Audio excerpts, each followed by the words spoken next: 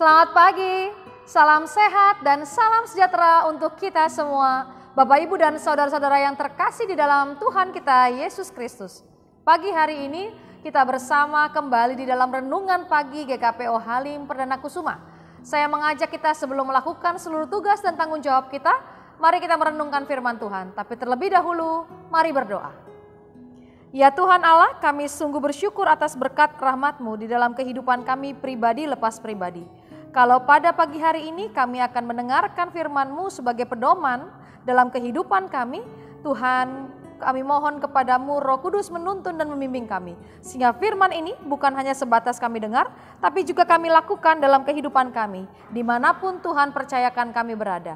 Terima kasih ya Tuhan, terpujilah nama-Mu. Di dalam nama Tuhan kami Yesus Kristus, Juru Selamat kami yang hidup, Sang Firman yang hidup itu, kami telah berdoa, kami telah bersyukur, dan kami siap menyambut firman-Mu. Amin. Pembacaan kita hari ini terambil dari Mazmur pasalnya yang ke-34 ayatnya yang ke-19. Tuhan itu dekat kepada orang-orang yang patah hati dan Ia menyelamatkan orang-orang yang remuk jiwanya. Demikianlah pembacaan Alkitab kita. Berbahagialah bagi kita yang mendengarkan firman Tuhan dan yang mau melakukannya. Terpujilah Kristus. Tuhan membantu Anda ketika Anda berduka. Masing-masing kita akan mengalami yang namanya kehilangan dalam hidup ini. Lalu bagaimana Allah menyembuhkan hati yang terluka? Kita tidak bisa melupakannya. Kita tidak bisa mengalahkannya. Kita juga tidak bisa melawannya atau menghindarinya. Kita harus menghadapinya. Dan jika kita takut untuk mengekspresikan perasaan yang kita rasakan, kita akan terjebak di dalamnya untuk tidak bisa keluar dari rasa duka tersebut. Tetapi bagaimana caranya melepaskan diri dari kedukaan? Dengan membiarkan Tuhan membantu kita. Berikut ada beberapa cara yang bisa kita lakukan ketika hati kita sedang hancur atas kehilangan kekasih hati. Yang pertama, buatlah Tuhan menjadi selalu dekat dengan kita. Tuhan itu dekat kepada orang-orang yang patah hatinya. Ketika kita berduka, ketika kita merasa seolah Tuhan berada jauh daripada kehidupan kita, tanamkan dalam kehidupan kita bahwa Tuhan tidak pernah jauh. Bahkan Dia tidak pernah lebih atau kurang dekat dengan kita. Dia selalu ada di sekitar kita untuk membantu dan menolong kita. Itu yang harus kita tanamkan dalam kehidupan kita terus menerus. Yang kedua, percayalah bahwa duka yang begitu menyakitkan yang kita rasakan, Tuhan tahu dengan persis. Bahkan Tuhan berduka bersama dengan kita. Ketika kita dihina, ketika kita dihindari orang, ketika kita dalam keadaan sengsara, ketika kita dalam kesulitan, ketika kita dalam kesakitan, bahkan dalam kedukaan, yang lebih tahu daripada semua itu hanya Tuhan. Kita merasakan, tapi Tuhan juga tahu dengan persis seberapa besar kemampuan kita. Yang berikutnya, Tuhan memberi orang-orang lain di sekitar kita. Baik itu keluarga, baik itu kawan, baik itu sahabat, baik itu saudara-saudara seiman dalam kehidupan bergereja. Tuhan menghadirkan mereka untuk mendukung kita. Sehingga kita sebagai yang berduka harus mampu melihat semua rencana Tuhan. Walaupun hati kita berduka, walaupun kita kehilangan kekasih hati kita, tapi Tuhan menghadirkan orang lain yang menyupport kita, yang memberikan kekuatan dan mendukung kita.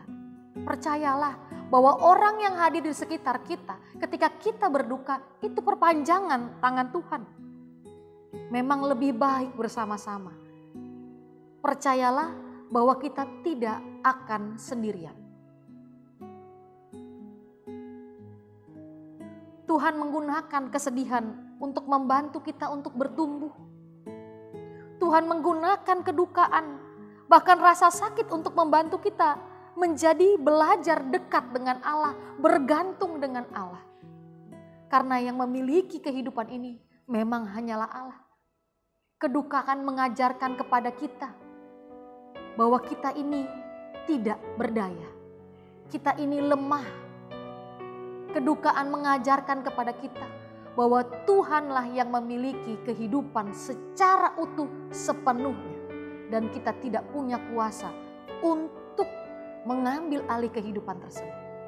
Karena hanya Allah lah sumber kehidupan. Bapak, Ibu, Saudara yang dikasihi Tuhan. Kalau saat hari ini kita merasakan kedukaan itu hadir dalam kehidupan kita, tidak usah takut, tidak usah khawatir. Bersedih, menangis itu pasti. Karena kita manusia. Tetapi percaya dan imanilah bahwa Allah akan ada bersama-sama dengan kita. Karena kematian tidak akan pernah bisa memisahkan Bapak, Ibu, Saudara dan saya dengan kasih penyertaan Tuhan. Tuhan Yesus memberkati, Tuhan Yesus memampukan kita yang saat hari ini dalam keadaan berduka. Amin. Kita berdoa. Ya Tuhan Allah, kami sungguh bersyukur kalau pagi hari ini kami boleh mendengarkan firman.